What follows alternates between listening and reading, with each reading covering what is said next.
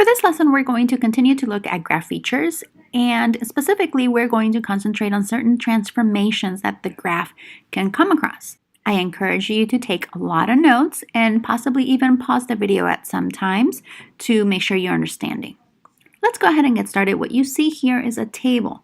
I've written down some formulas, and it's actually the same formula, but it is changing a little bit from one column to the next. And in the other half of my screen, what you see is a Desmos calculator. Now you have your graphing calculator, of course, but I'm going to use Desmos for this lesson. So let's start with the first function. And we call the first function our parent function, x squared, because all the other functions are basically going to be a transformation of this parent function. And you see that I graphed it on Desmos. And what I'm noticing is that I can grab some of these values directly from the graph. There is always the option of doing this by hand, and so I'm going to show you how I got my answer. Basically, when I plug the -3 for x, it would be -3 to the power of 2 or squared, and that would give us a 9. And so you can go ahead and populate the entire table. I'm going to go ahead and zoom in just so I can double check that these values are correct with my graph, and I see that when x equals 1, y is 1, so that is correct. All right, so now what I'm going to do is now I'm going to graph the next function, x squared minus 3. So the main difference between the parent function, x squared, and this new function is that I'm subtracting 3.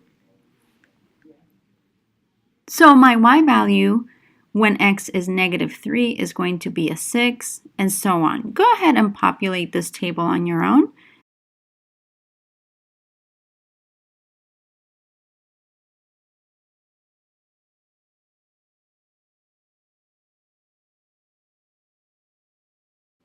All right, so what I'm going to do now is I'm going to go ahead and graph it.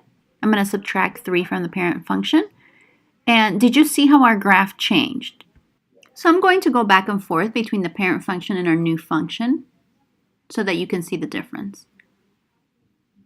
And now what I'm going to do is I'm just going to graph our new function x squared minus 3 on a separate line. We're going to use the blue for it so that you can see the actual difference. What do you notice about what happened? The transformation that took place, you may have noticed, was a shift downward the y-axis.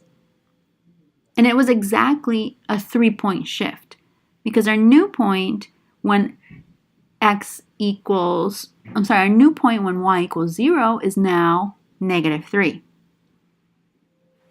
Now let's go ahead and explore a different function, x squared plus 2. Go ahead and fill out the table.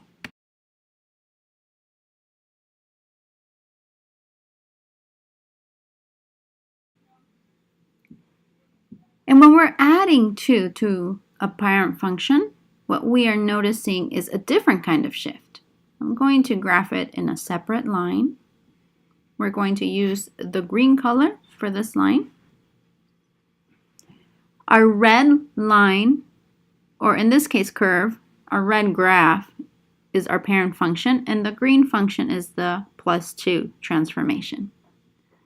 So we notice that when we're adding 2, we are shifting the graph up 2 spaces on the y-axis, 2 units. And when we are subtracting 3, we are shifting the graph down 3 units on the y-axis. These kinds of transformations that go up and down the y-axis, or even left and right on the x-axis, which we have not talked about yet, any kind of transformation that moves down the axis are called translations. This is going to be really important. You're going to need to identify what kind of transformation happens in a graph, and you're going to need to name it. So make sure that you know what a translation looks like and what happens when we add or subtract to the formula. Now what I'm going to do is I'm going to look at different types of transformations that are not translations. I'm going to use the same parent function, x squared, to start with so that we have something to compare our changes to. But now what I'm going to do is I'm going to change that coefficient. What's interesting is that you know that that coefficient in front of the x in a linear equation is normally the slope. However, we're not looking or graphing at linear equations right now. This is actually called a quadratic equation, and you'll learn more about it in other videos. But what I did on the first transformation is I changed the coefficient to a 2. Notice what happens to the graph. Notice what happens between the parent function and the one that I changed the coefficient to 2. I'm going to toggle back and forth so that you can see our parent function is the red curve and the new function is the blue curve. So when you change the coefficient, in this case, it kind of shrunk, didn't it? The opening got a little bit narrower than our original function. Now, let's see what happens when I change the coefficient to 1/2.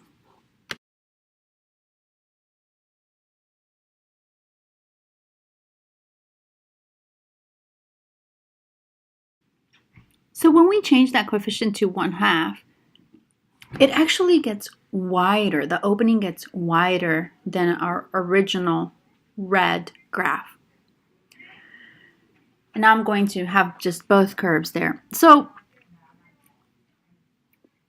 the key idea is for you to notice that whenever I change that coefficient to a number that is greater than 1, your parabola is actually, that's the name of the graph by the way, is actually going to get narrower. But when you change that coefficient to a number that is less than 1, it is actually going to widen the graph. So think about that for a minute.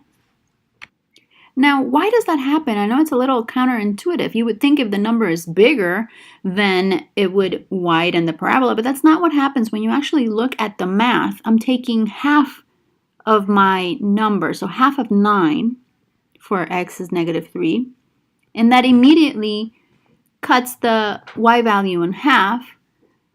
And what that means in the graph is that it's going to be lower than it initially was at 18 or at 9.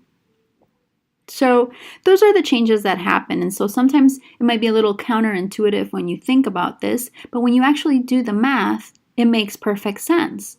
You have your original, let's look at when x is 2, you have your original that is supposed to be at a 4, but when you take half of that, that's what happens when you do the coefficient of half, then your y value all of a sudden is not 4 anymore, it's 2. And that immediately widens the way that it looks. And so this type of transformation, when we're changing the coefficient that goes right in front of that x, that type of transformation is called a dilation.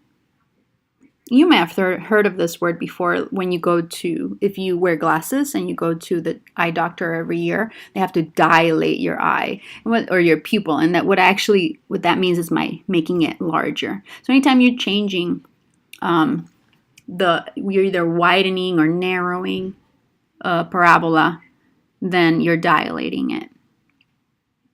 Let's look at our third type of transformation for this lesson. In our third type of transformation, I'm going to change the sign of the coefficient. So in order to do that and for you to actually be able to see it, I'm going to have to use my previous coefficients. So it's going to be both a dilation and also changing the sign. But what changing the sign does for all of this is going to be really interesting. So I want you to take a look as I am figuring out the graph here and how to put it in there. Look at what happens. When all I do is change the sign from an x squared to a negative x squared, what do you notice happens? These types of transformations are called reflections. And I want you to think about a mirror when you're thinking about a reflection, because when we're doing a reflection, we're actually flipping the entire graph. We're not changing its points. We're just flipping the graph, or folding it, if you will, across an axis. In this case, it's our x-axis. Now for the other two columns that I have in my notes here, Because that coefficient is also something other than a 1, you're going to see a dilation as well as a reflection. You can go ahead and finish doing the table here. It's always good to see how exactly these points change, because sometimes you're not given a graph. Sometimes you're just given points, and you're going to need to know what to do with those points. The main idea of this lesson is know these 3 different types of transformations and know what happens to the points and how it changes the graph. So I'm going to write in here a couple of different functions, and what I want you to do is just really think about the type of transformation that is happening in these functions and try to identify it. What happens to the graph? How do the points change? In this case, we are of course using x squared as our parent function, so that is what you should be doing your comparison to.